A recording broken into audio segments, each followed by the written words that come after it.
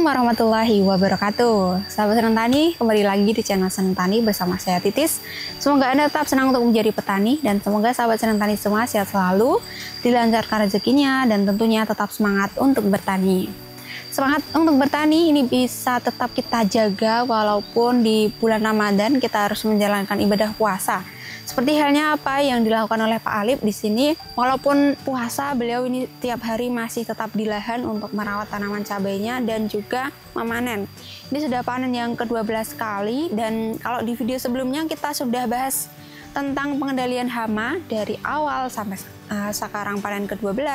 Nah, kali ini kita akan lebih spesifik membahas tentang pengendalian penyakitnya karena penyakit pada tanaman cabai ini sangat kompleks dan berbagai macam penyakit bisa saja menyerang tanaman dari setelah pindah tanam, kemudian tanaman masuk fase vegetatif, kemudian masuk fase generatif, itu penyakitnya sangat banyak sekali macamnya. Kali ini kita akan bertanya-tanya nih kepada beliau, apa saja yang dilakukan oleh beliau untuk mengendalikan berbagai macam serangan penyakit. Karena sejauh ini tanamannya sudah petik ke-12, tentunya penyakitnya pun juga sudah banyak sekali yang beliau kendalikan. Jadi jangan di skip video kali ini untuk tahu lebih lanjut kira-kira penyakit apa saja sih yang menyerang di lahan beliau ini dan apa saja yang beliau gunakan untuk mengendalikan penyakit tersebut. Jadi jangan di skip, simak video kali ini sampai akhir.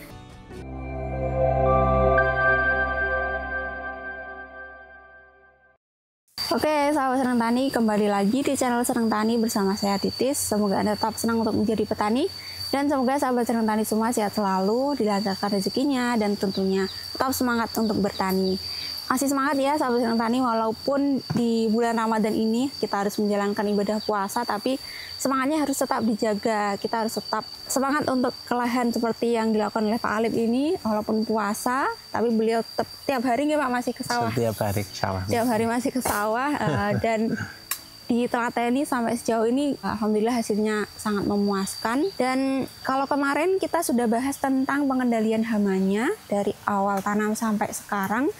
Nah, kali ini kita akan lebih fokus untuk pengendalian penyakitnya karena budidaya tanaman cabai itu tidak pernah lepas dari serangan penyakit, apalagi kalau tanaman cabainya itu di awal musim penghujan, bahkan sampai sekarang juga masih sering hujan. Kalau di daerah sini, ini saja ini kita ambil video ini agak sedikit mendung, kemudian gerimis ya Pak.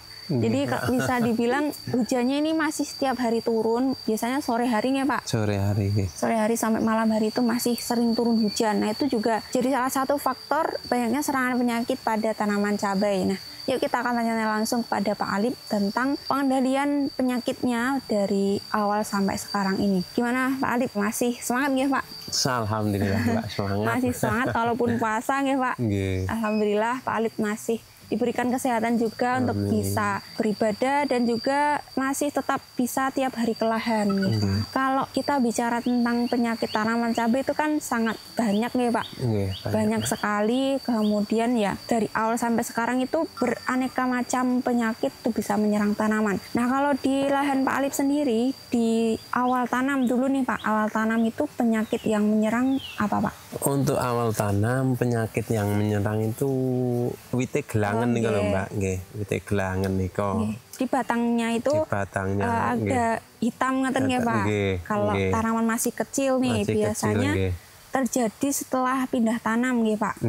Nah itu biasanya banyak sekali gitu faktornya Pak, bisa jadi karena kepanasan kena palsik musa itu juga bisa bikin gelang ya Pak. Kemudian serangan jamur juga bisa. Jadi awal setelah pindah tanam itu juga masa kritis tanaman.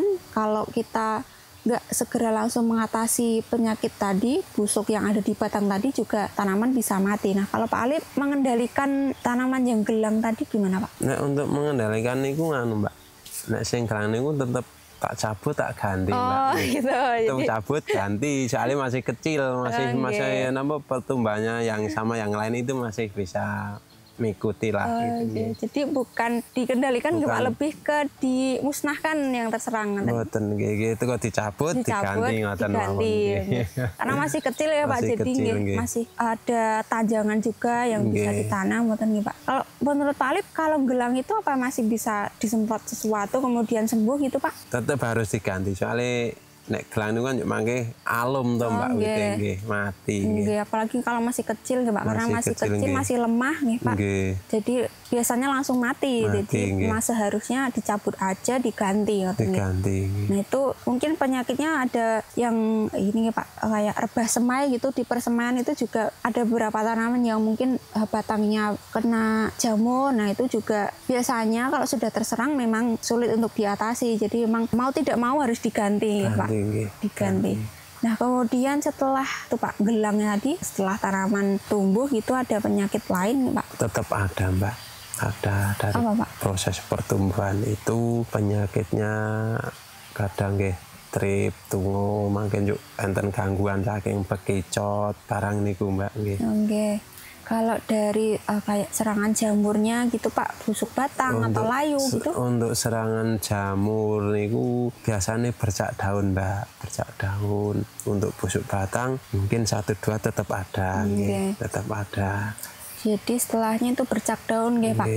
Kalau bercak daun sendiri, kalau di sini tuh bercak yang bulat-bulat gitu atau yang busuk lunak gitu Pak? Nganu Mbak, nggih. Nah, kados niki lho Mbak, nggih ngeten niki lho. Oh nggih. Nggih ngeten iki. Bulat-bulat ngeten niki Mbak. Nggih ngoten niku. Mungkin bisa diperlihatkan ini. Jadi kalau di sini tuh lebih ke bercak jamur nggih Pak, karena bulat-bulat, kemudian nanti lama-lama nggih bikin daun rontok nggih Pak. Rontok nggih. Rontok. Nah, itu menurut Pak Alif dulu serangannya parah atau belum Pak? Nek dulu belum begitu parah Mbak, belum begitu parah. Terus saya beli obat jamur, terus saya semprotkan Mbak. Jadi enggak menunggu parah, enggak menunggu parah nggih, tapi nggih ada 1-2 kemudian langsung diatasi nggih Pak. Untuk atasinya pakai apa itu Saya Pak? pakai topas Mbak. Untuk obat jamur saya pakai topas. Jadi dari awal ada serangan sampai sekarang masih pakai? Masih Mbak, masih obat jamur topas itu sampai sekarang masih pakai Mbak.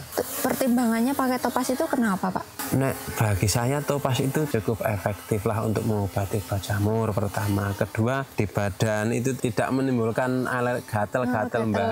Soalnya saya dulu sebelum pakai topas itu pakai obat jamur yang merek lain. Itu di badan itu gatal-gatal semua Mbak. Jadi sebelumnya belum pakai topas, tapi pakai merek lain ya Pak. Tapi ada kendala Pak Alif ini ada alergi. Jadi setelah nyemprot biasanya gatal-gatal kan. Dan kalau mungkin yang membedakan yaitu ya Pak, nggak bikin alergi, kemudian untuk efektivitasnya gimana Pak? Untuk efektif, ini Mbak, caranya pun cukup manjur lah untuk mengatasi bercak daun. Untuk mengatasi bercak daun itu topas itu sudah maksimal lah, sudah efektif, sudah bagus menurut saya. Kalau biasanya petani lain kan dikombinasikan ya Pak, antara topas itu kan fungisida kontak, kemudian ada yang campur pakai fungisida lain karena yang cara kerjanya beda. Kalau Pak Alif sendiri dicampur fungisida lain atau cuma pakai itu Pak? Saya cuma pakai topas Mbak. Cuman pakai topas untuk mengobati bercak daun itu Mbak. Itu sudah cukup Pak? Sudah cukup, alhamdulillah sudah cukup, sudah mengatasi lah. Oh iya ya. Jadi Pak Alif ini mungkin beda ya dari petani lain. Kalau biasanya kalau sudah ada serangan itu petani lain mengkombinasikan fungisida kontak dengan sistemik. Tapi kalau Pak Alif sendiri ini cuma pakai topas, tapi alhamdulillah sudah teratasi. Kemudian untuk dosisnya pakai berapa Pak? Untuk dosis pakai 2 sendok makan Mbak. 2 sendok makan per 16 liter air. Penyemprotannya pun juga dibarengi dengan yang lain itu nggak Pak? Nggih Mbak, tetap saya barengi sama kayak triton, kayak kacang, kalinet. Pakai 2 sendok Pak, itu dari awal atau kalau sekarang ini ditambah dosisnya gitu Pak? Kalau untuk sekarang karena sudah besar, pohon sudah besar, itu agak-agak untuk dosis agak saya tambahin Mbak. Jadi berapa? Jadi 3 sendok Mbak. 3 sendok makan. Pertimbangannya karena setiap hari hujan atau emang kondisi tanamannya? Karena pertama kondisi tanaman, kedua karena memang curah hujannya sudah cukup tinggi.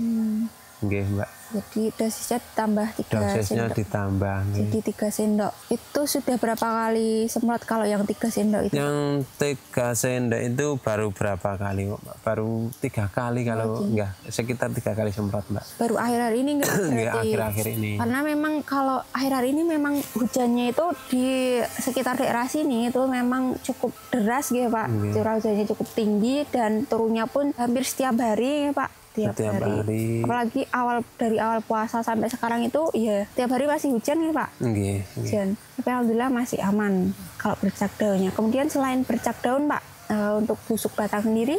Nah, untuk busuk batang ini sekarang agak mengkhawatirkan, Mbak. Nggih, agak mengkhawatirkan karena itu curah hujan tinggi, turun hujan di waktune di malam hari juga. Itu ada 1-2 yang busuk batang itu udah mulai ada. Udah mulai ada ya. Jadi karena dulu sempat ada tapi cuma beberapa tanaman ya Pak. Dulu ada beberapa tanaman, terus saya atasi, terus sudah sembuh. Terus berapa saat kok ada lagi, kemarin kok ada lagi. Karena hujannya deras. Karena curah hujan tinggi itu, Mbak. Kalau busuk batang itu Pak Ali lebih memilih untuk memotong, mencabut atau diapain gitu Pak? Lihat Mbak, lihat kondisi yang kena busuk batang. Kalau masih jenenge telmong-telmong nih itu masih saya atasi. Tapi kalau sudah yang penuh melingkar, itu saya cabut Mbak. Oh, cabut. Jadi bukan dipotong Mbak, tapi dicabut. Dicabut Mbak, dicabut. Oh iya, jadi busuk batang itu kan gejala awalnya itu masih bulat-bulat gitu Mbak. Kalau masih bulat kecil itu masih saya atasi Mbak. Tapi kalau sudah yang melingkar, satu pohon itu melingkar, saya cabut. Dicabut Mbak. aja. Dicabut. Kalau untuk mengatasi yang masih kecil-kecil tadi pakai apa Pak? Untuk yang mengatasi kecil atau juga untuk mencegah itu saya pakai yang bahan tembaga Mbak. Yang bahan tembaga saya semprotkan pohonnya itu sampai ke pangkal bawah itu, sampai ke tanah saya semprot. Sampai ke tanah ya Pak. Jadi semprotnya tuh nggak cuma di permukaan atas. Sampai bawah, sampai tanahnya saya semprot. Ya karena memang busuk batang kan ya adanya di batang, apalagi berapa tanaman itu awal gejalanya ada di pangkal batang ya Pak. Dari bawah gitu, kemudian lama-kelamaan naik. Kalau Pak Alip semprotnya itu dari atas sampai ke bawah, sampai ke pangkal batangnya ngoten nggih. Pakai tembaga nggih Pak? Pakai bahan tembaga. Untuk sekarang ya cukup tinggi ya Pak karena curah hujannya tinggi, tapi tetap pakai itu fungisida tembaga itu. Mbak. Kemudian selain busuk batang itu layu. Nah biasanya petani itu banyak yang mengeluhkan layu. Kalau Pak Alip sendiri di lahannya ini layunya gimana Pak? Ada sih Mbak, tapi untuk mengatasinya saya kocor pakai kalsium Mbak. Oh kalsium. Terus untuk mengatasi ini kemarin habis hujan deras itu daun pada rontok Mbak. Terus saya tanya sama temen suruh kocor pakai kalsium, udah saya kocor pakai kalsium. Alhamdulillah sekarang sudah berkurang untuk kerontokan daun, sudah alhamdulillah berkurang. Untuk layunya juga alhamdulillah mudah-mudahan berkurang juga Mbak. Kalsiumnya apa Pak? Kalsium saya pakai Kalha Mbak. Oh Kalha. Itu baru-baru ini Pak? Baru-baru ini Mbak, baru-baru ini. Baru beberapa hari ini saya kocor pakai kalsium Mbak. Oh gitu, jadi sebelumnya belum pakai kalsium? Belum pernah Mbak, belum pernah. Jadi karena lihat kondisi tanaman banyak orang yang rontok nih Pak? Curah hujan tinggi, daun kok pada rontok. Ada yang layu juga, saya kocor pakai kalsium Mbak.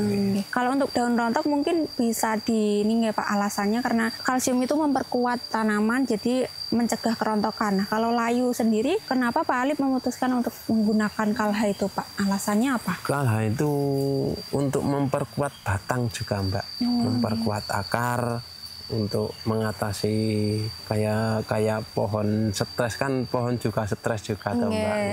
Untuk mengatasi seperti itu juga Mbak. Oh iya, jadi lebih ke memperkuat tanamannya dulu, nanti ya harapannya layunya itu kalah ya Pak. Berkurang. Jadi kalau Pak Alip lebih ke ini sih memperkuat imun tanaman dulu dengan pengaplikasian Kalha tadi. Nah untuk Kalha itu berarti baru beberapa kali ini nih Pak? Itu dapat saran dari teman juga? Dari teman. Kemudian dosisnya pakai berapa kalau Kalha itu Pak? Kalha itu saya karena ini pohon sudah besar, saya itu satu tangki 16 liter itu pakai 4 sampai 5 sendok. Oh, 4 sampai makan, 5. nggih. Itu dikocor nggih, Pak? Dikocor, Mbak. Untuk Dikocor. semprotnya nggak disemprot? Enggak. Lebih Untuk ke sementara saya kocor dulu, lihat perkembangan. Nanti kalau memang harus disemprotkan juga ya saya harus semprot. Iya. Tapi sampai sekarang kok saya lihat perkembangannya kok untuk kerontokan daunnya kok sudah berkurang. Gitu, Mbak. Jadi nggih, mudah-mudahan cuman cukup dikocor saja. Kocor. Kocor tuh pakai 5 sendok makan? Nggih, 4 sampai 5 4 sampai sendok 5. makan. Itu dicampur dengan pupuk atau cuma kalha aja itu, Pak? Niku tunggal, Mbak. Oh, tunggal. nggih. Gitu. Tunggal. Jadi Dikocor. cuman kalsium niku tok. Oh, tok. Itu baru berapa kali kocor itu, Pak? Baru sekali kocor. Oh, baru Mbak. sekali. Baru sekali kocor, Mbak. Baru sekali, tapi Pak Alif sudah bilang kalau rontok daunnya sudah mulai berkurang. Sudah mulai berkurang. Oh, iya, Sudah jadi- mulai berkurang. Iya, cukup efektif berarti kayak Pak pengaplikasian kalsium tadi. Karena sebelumnya belum pernah pakai kalsium nih Pak Alif ini, jadi melihat kondisi tanaman yang seperti ini, daunnya banyak yang rontok, kemudian mulai ada layunya juga, beliau memutuskan untuk menggunakan kalsium. Dan setelah 1 kali aplikasi dengan pengocoran, dipakainya kalha dengan dosis 4-5 sendok makan dikocor di lubang tanam, itu sudah cukup untuk mengurangi intensitas dari kerontokan daunnya ya Pak. Kemudian kalau ada tanaman yang layu itu sendiri, kalau Pak Alif dicabut juga? Cabut, Mbak. Langsung Cabut juga. dicabut nggih. Takutnya nular nggih. Takutnya nggih Nggih. cepat nular nggih Pak. Nggih. Kalau Pak Alif mungkin ada beberapa petani yang ini ya Pak, lihat kondisi tanaman dulu, kemudian masih dibiarkan, kemudian dicoba untuk disemprot apa-apa gitu, harapannya bisa pulih lagi. Kalau Pak Alif, menurut Pak Alif layu itu apa bisa pulih Pak? Nek menurut saya kalau udah layu udah nggak bisa Oh, nggak pulih, bisa. Mbak. Harus dicabut terus. Biasanya cuma mencegah, Mbak. Kalau Iya. untuk mengobati layu itu kayaknya kok nggak bisa, belum bisa, Mbak, sampai Iya. sekarang nggih. Iya, ya jadi mungkin itu ya salah satu hal yang harus diperhatikan kalau ada serangan layu, itu karena layu fusarium itu cukup cepat juga penyebarannya. Jadi daripada kita berusaha untuk menyelamatkan satu tanaman, nanti di waktu kita berusaha menyelamatkan tadi, takutnya fusariumnya itu sudah nyebar ke tanaman lain gitu ya Pak. Iya. Lebih cepat nyebarnya daripada harapan untuk pulihnya. Karena menurut Pak Alif sendiri, kalau sudah kena layu fusarium itu udah nggak bisa pulih ya Pak. Jadi lebih baik dicabut biar nggak Dicabut, nular ke tanaman yang lain. Itu ya walaupun tanaman sudah besar juga harus tegang ya Pak. Nggih, harus daripada nanti nular Nggih. ke yang lain. Iya. Ya jadi ya mungkin banyak yang ini eman-eman sayang gitu kok tanamannya udah besar, udah berbuah, kena layu, masa harus dicabut gitu. Mungkin banyak yang berpikir seperti itu. Tapi sebenarnya kalau memang untuk layu fusarium sendiri ya yang bisa kita lakukan cuma pencegahan supaya tanaman itu nggak kena layu. Nah, salah satu upaya pencegahan itu dengan pengaplikasian kalsium seperti Pak Alif ini. Beliau ini pakai kalha, tujuannya untuk memperkuat batang dan akarnya biar tanaman itu lebih kuat dari serangan penyakit terutama layu itu. Karena kalau sudah terserang layu udah nggak bisa diatasi, jadi mau nggak mau ya harus dicabut gitu kan, Pak. Harus dicabut nggih. Tapi sejauh ini layunya berarti aman nih Pak untuk layu. Nggih, mudah-mudahan aman, Mbak. Mudah-mudahan ya, Pak. Mudah-mudahan aman nggih. Yeah. Ya semoga ini tanamannya bisa aman walaupun curah hujan hari ini cukup tinggi ya. Tapi semoga dengan pengaplikasian kalsium kemudian penyemprotan rutin fungisida tadi mampu untuk melindungi tanaman ya Pak. Semoga aman sampai panen ke puluhan kali Pak. Amin. Amin. Ini terakhir petik dapat berapa kilo Pak? Terakhir petik waktu masih selang 3 hari itu dapat 58, Mbak. Iya. Terus habis itu puasa selang 2 hari terakhir petik dapat 4 karena enggak 45 itu, Mbak. Nggih. Masih. Nggih. Iya, sangat memuaskan itu menurut saya sendiri karena kalau dilihat secara kasat mata dari kejauhan itu memang kondisi tanamannya masih bagus-bagus, kemudian pembentukan buahnya juga ini makin lama kalau dilihat makin banyak gitu ya Pak buahnya. Alhamdulillah karena beberapa ikhtiar yang dilakukan oleh Pak Alif tadi. Bahkan untuk perawatan pun sampai sekarang masih rutin beliau lakukan. Kalau penyemprotan itu masih setelah panen Pak? Masih, Mbak. Setelah panen saya semprot. Kalau sekarang kan selisih 2 hari ya Pak, apa juga mengikuti panennya itu semprotnya? Tetap mengikuti panen, Mbak. Takutnya ya itu tadi, soalnya curah hujan tinggi, nanti kalau siang kadang panasnya juga banter lah. Nanti takutnya kena penyakit Oh iya. yang tidak diinginkan. Sayang ya Pak, karena udah sejauh ini tanaman tumbuh sudah setinggi ini. Kalau dilihat tanamannya ini sangat tinggi. Bahkan tadi saya diceritakan oleh Pak Alip ini untuk memetiknya itu sampai pakai kursi ya Pak. Mbak. Pakai kursi ya. Pakai kursi. Tenaganya itu ibu-ibu yang bisa untuk menjangkau buah yang tinggi harus pakai kursi buat naik gitu. Jadi jauh ini tanamannya masih sangat bagus, alhamdulillah. Semoga aman ya Pak sampai akhir. Dan harga jualnya juga semoga lebih stabil lagi, karena kemarin sempat di harga sekitar 90.000 ya Pak. 90.000, tapi sekarang sudah berapa ribu Pak? Sekitar 50-an. Oh, 50. Sekitar 50. Jadi kemarin sempat naik, tapi sekarang kodarullahnya turun lagi ya Pak. Semoga besok bisa naik lagi ya Pak. Dan semoga semakin memuaskan untuk pembentukan buahnya. Terima kasih ya Pak Alip sudah membagikan pengalaman sejauh ini. Tips-tipsnya sangat bermanfaat ini karena sangat spesifik tentang pengendalian penyakitnya. Karena kalau tanaman terserang penyakit ya otomatis kita bisa mengalami kerugian yang cukup besar juga. Apalagi kalau busuk batang, layu. Oh ya, yang belum kita bahas itu pateknya Pak. Kalau pateknya sendiri, kalau sekarang gimana Pak? Patek tetap ada Mbak, tapi masih apa namanya, masih di kategori aman lah. Aman. Tetap ada 1-2 ada. Nah kemarin di video sebelumnya Pak Alip bilang 1-2 karena itu memang cuma 1 atau 2 buah saja. Nah kalau sekarang apa masih 1-2 buah itu apa? Sekarang agak bertambah tapi masih aman lah. Saya katakan bisa masih aman. Tapi mudah-mudahan kedepannya juga aman. Amin. Karena kondisi cuaca juga nih Pak. Cuaca yang ekstrim.